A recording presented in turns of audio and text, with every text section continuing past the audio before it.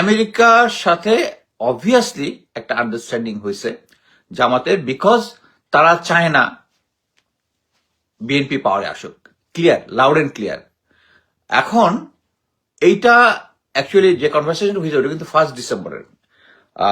আমি অ্যাকচুয়ালি কালকে একটা একটা একটা ফাংশনে ছিলাম। ওই ফাংশনে একজন আইটি প্রফেশনাল ছিলেন যারা গভর্নমেন্টের, ইউএস গভর্নমেন্টের সাথে কাজ করে, কনসার্ন লোকে। তা আমি আমার ফ্রেন্ডকে, সে আমার সরাসরি পরিচিত না, ফ্রেন্ডকে বলে দিয়েছিলাম যে এটা কেয়ারফুলি ক্যালকুলেটলি করা হয়েছে, সে যেন ও সেই প্রস্তুত করেছে যখন, সে তখন হাসে, কোনো জবাব দেয় না।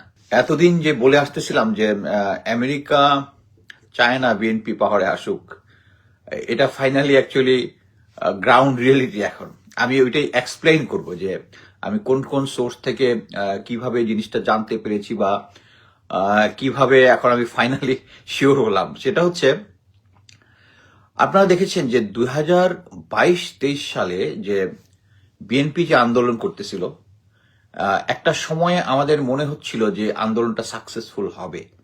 আমরা সবাই, দেশের জনগণ সবাই বিএনপির পিছনে ছিলাম। বিএনপির সামনের অনেক বিএনপি নেতাকর্মীরা অনেক সাফার করেছে এটা নিয়ে। কিন্তু শেষ পর্যন্ত মানে ফাইনাল অ্যাসল্টে যাওয়ার আগে দেখা গেছে যে সব ব্রেকডাউন। এর মূল